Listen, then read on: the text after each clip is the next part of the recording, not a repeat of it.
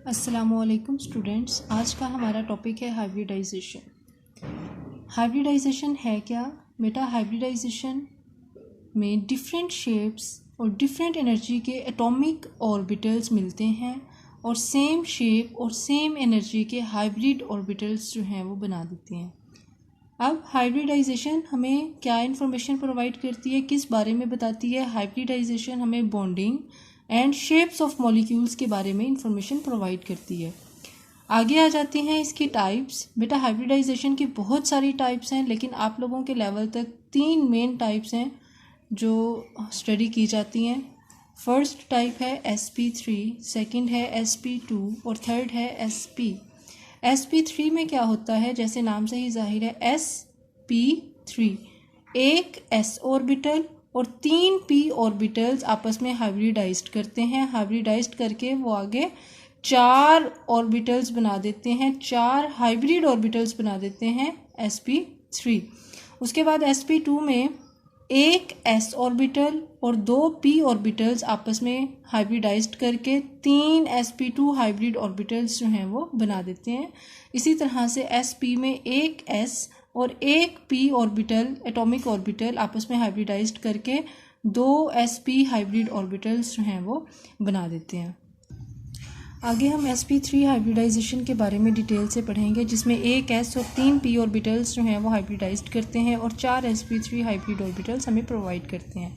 बेटा सबसे पहले हम कार्बन की इलेक्ट्रॉनिक कन्फिग्रेशन देखेंगे ग्राउंड स्टेट में। आपको पता है कार्बन का एटॉमिक नंबर जो है वो 6 होता है। इसकी अगर आप इलेक्ट्रॉनिक कन्फिग्रेशन देखें, 1s में 2 इलेक्ट्रॉन्स हैं, 2s में 2 हैं, 2px में 1 है, 2py में भी 1 है। अब अनपेयर्ड इलेक्ट्रॉन्स कितने हैं? एक 2px में है और एक 2py में है।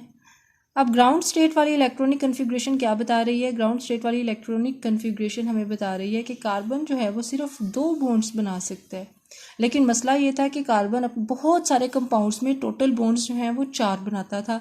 अब ये 4 बॉन्ड्स बनाने के लिए कार्बन के पास 4 अनपेयर्ड इलेक्ट्रॉन्स का होना ज़रूरी है, लेकिन ग्राउंड स्टेट में तो सिर्फ 2 अनपेयर्ड इलेक्ट्रॉन्स हैं।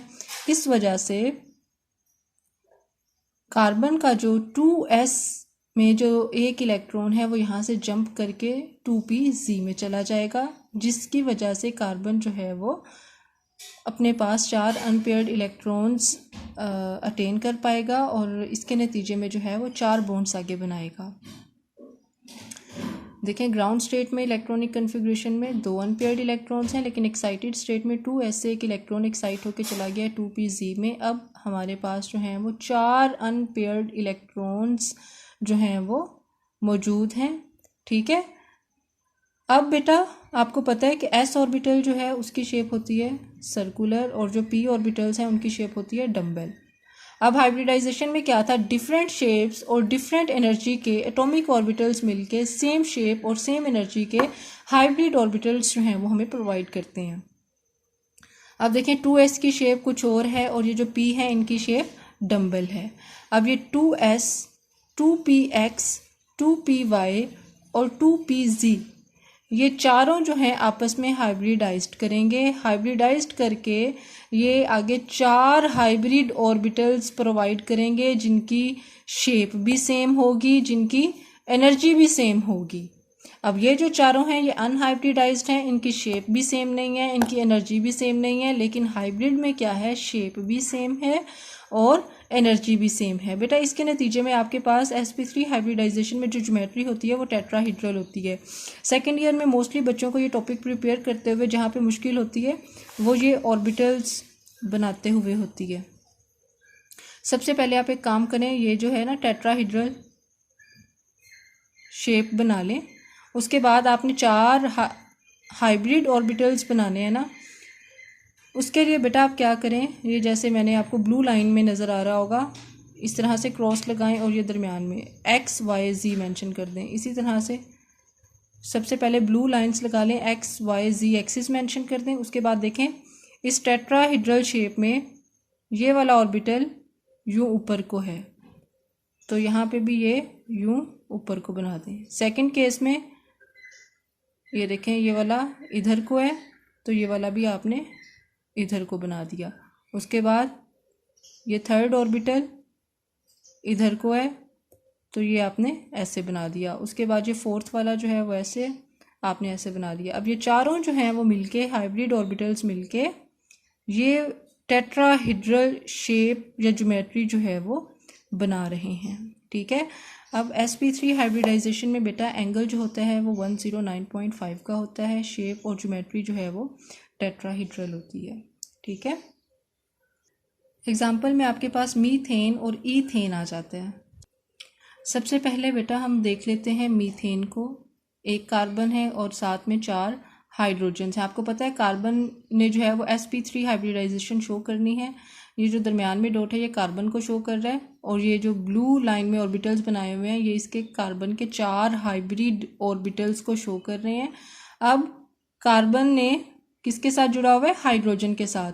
इस वजह से इसके ये जो 4 हाइब्रिड एटॉमिक ऑर्बिटल्स हैं कार्बन के, ये किसके साथ जो है वो ओवरलैप कर गए हैं? हाइड्रोजन के 1s के साथ। ये देखें मैंने लिखा हुआ है कार्बन का sp3 हाइब्रिड ऑर्बिटल किसके साथ ओवरलैप किया? हाइड्रोजन के 1s के साथ। ये भी कार्बन का sp3 हाइड्रोजन का 1s, sp3 1s, sp3 1s और बॉन्ड एंगल जो है वो 109.5 का है।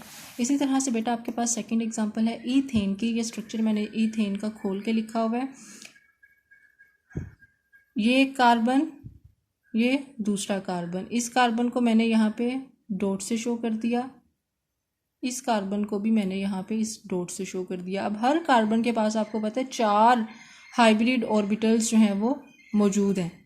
ठीक है, अब इस कार्बन के 4 हाइब्रिड ऑर्बिटल्स बना लिए, एक ये, दूसरा ये, तीसरा ये, चौथा ये।